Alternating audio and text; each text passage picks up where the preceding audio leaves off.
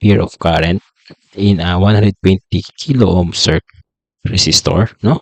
So the voltage equals to blank. So ang medyo mahirap dito is we're going to try to um try to make, no, or tindihin kung ano yung micro at yung kilo, no? So unahin mo natin yung given, no?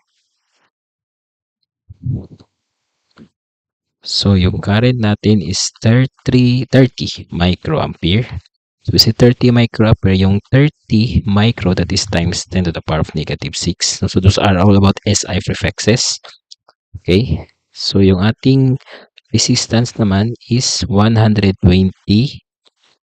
kilo ohm. So yung 120 kilo, that is times 10 to the power of 3 ohms. Yan. So from this one, balikan natin yung ohms to triangle natin. Hinahanap po natin is voltage. Yan. So voltage equals to I times R. No? So V is equals to I times R. So we have V is equal to yung ating current is 30 times 10 to the power of negative 6 times 120 times 10 to the power of 3. So ating voltage will be equal to, so let's call on our calculator. So we have 30 times 10 to the power of negative 6 times 120 times 10 to the power of negative 3. So equals, so that would be 3 point, ito pala, mali pala, hindi pa yan negative. So 10 to the power of 3 pala, no? So equal to 3.6, no? 6. So our answer is 3.6 volts. So the correct answer is letter D. Yan. Okay, so ito naman, another example. So how much is the resistance in a circuit if 15 volts of potential difference produces 500 microampere of current? Yan. So solution. So ang hinahanap naman natin dito is yung resistance. So yung voltage mo natin, so E mo na yung gagamitin ko dito, 15 volts.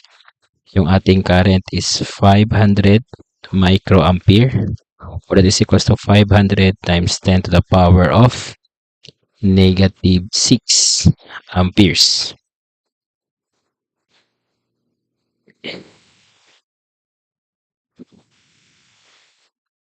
Okay. Yan. So, substitute mo natin, no? So, we're looking for the resistance. So, resistance is just equal to the voltage over the current, no? So, ohms law po triangle pa natin ito. Kinuha yung formula. So, we have 15 volts over 500 times 10 to the power of negative 6 amperes. So, substituting natin sa ating formula, no? Tawagan ating calculator natin. So, we have 15 volts over 500 times 10 to the power of negative 6. So, ang answer po natin is 30,000. So, 30,000, that is equal to 30... Oops, ano nangyari? So, this is equal to 30,000 ohms or 30 kilo ohms. So, the correct answer is letter A. Yan.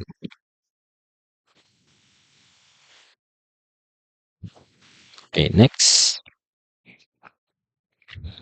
So, how much, no, current does a 75 watt light bulb draw from a 120 volt power line? So, yung hanap ito is power. Okay. So, hindi pala power. The current, no?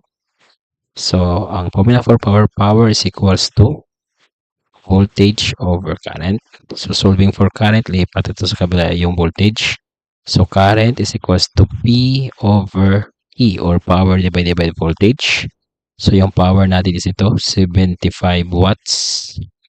Habang yung voltage natin is 120 volts. Okay? So, we have 75 over 120. So, the correct answer for this one is 0.625. So, wala po tayong 0.625 po, no? sa atin pong sa ating problem, no? Or sa ating options. So, ang gagawin natin is we'll push ing ito, ing. So, ing, so that is 625 times 10 to the power of negative 3. So, when we say negative 3, that is milli po. No? So, ang answer po dito is 625 times 10 to the power of negative 3 or equal to 625 milliamperes. So, the correct answer is letter A. Yan. Okay. Next. So, a 10 ohm resistor dissipates 1 watt of power when connected to a DC voltage source.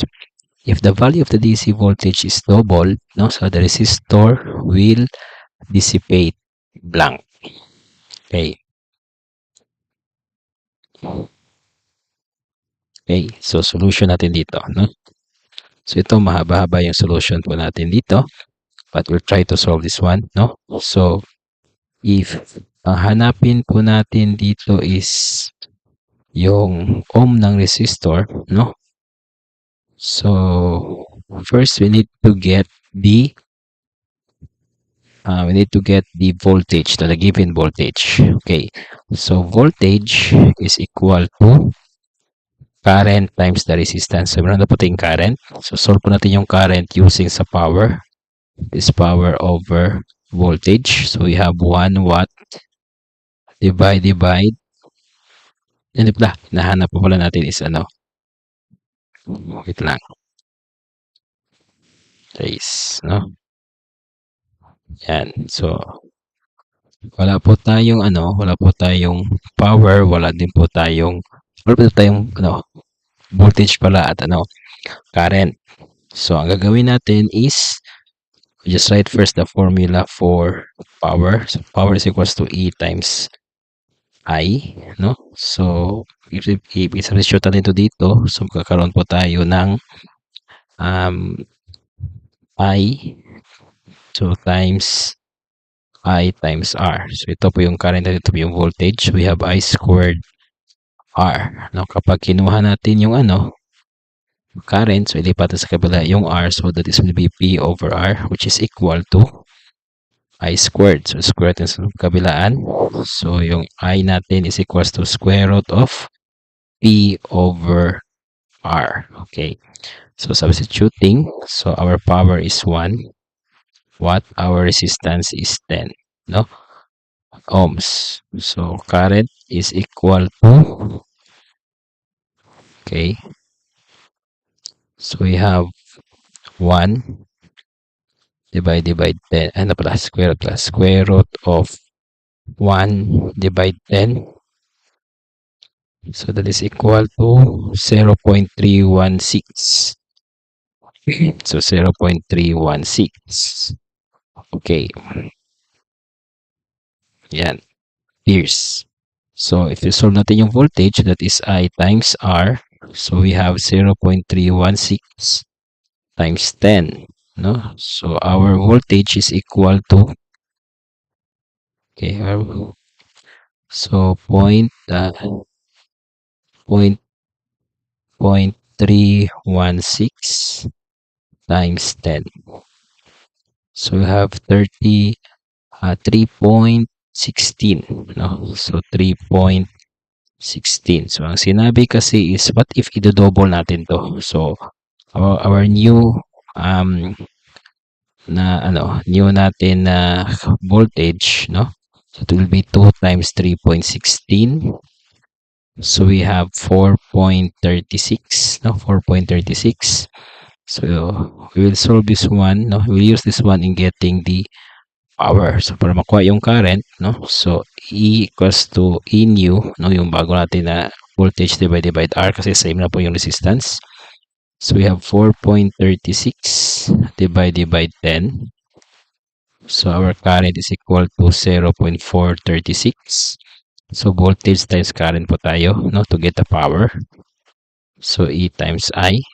So we have 4.36 times 0.436. So our power is equal to So 4.36 times 0.436. Okay, so we have 1.9, no? So 1.9, that is approximately equal to 2 ohms. So dito lang nagkamali tayo unit. So dapat all of these are all in ohms, no? Kasi resistor yung hinahanap. So the answer will be letter B. Okay, next. So resistance of a 220 ohm lamp will be blank.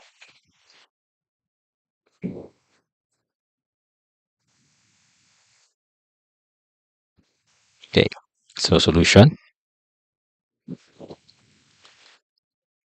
Okay, so we have here, so ang ating current, ay nahanap po natin muna is resistance.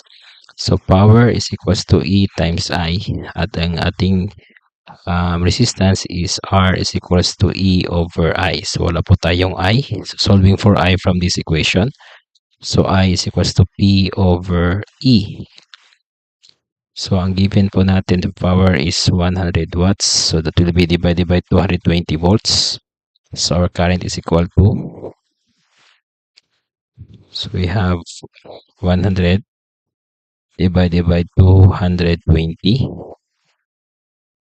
Okay, so this is equal to 0.455, no? So 0.455 amperes. So i-substitute natin dito. So R is equal to 220 divided by 0.455.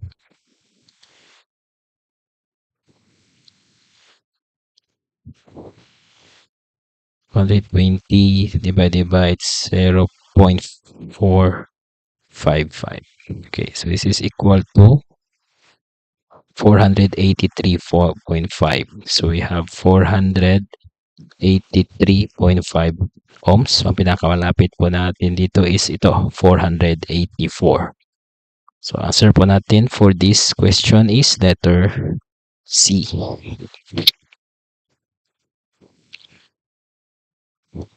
Okay, next, with R constant, so kapag constant po ang R natin, so yung formula natin is I is equals to E over R. Okay, yan. So ibig sabihin, constant po yung ating resistance. So yung ating current at yung voltage are directly proportional. So ang answer po dito is letter B. So they are directly proportional. Okay, if the voltage across a variable resistance is held constant, so the current is, so ito naman, no? So E is equals to E over R. So ito naman yung constant. So silang dalawa ay magiging indirectly or inversely proportional. So letter E po yung ating tamang sagot. Okay. So the current in an electric lamp is 5 amperes. So what quantity of electricity that flows towards the filament in 6 minutes? So given po yung current at yung time. So malamang hinahanap po dito is the charge, no? So solution. So sa formula natin, I is equals to Q over T, di ba? So solving for charge, so Q is equals to I times T. So ating current is 5 amperes. So yung ating times is 6 minutes. We need to convert that one in seconds. So kaya i-multiply po natin yan ng 60.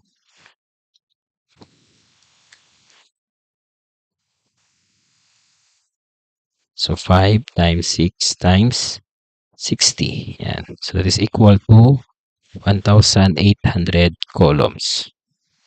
So we have 1,800 columns. So this is our answer, letter D. Yan. Okay, so we have here the other example. So sobrang dami po ng example natin, no? So we have a circuit breaker is rated for 15 amperes at 117 volts. So this represent approximately how many kilowatts? Okay, so to get the power, so we have voltage times the current. So we have 117 times 15 amperes. So power is equal to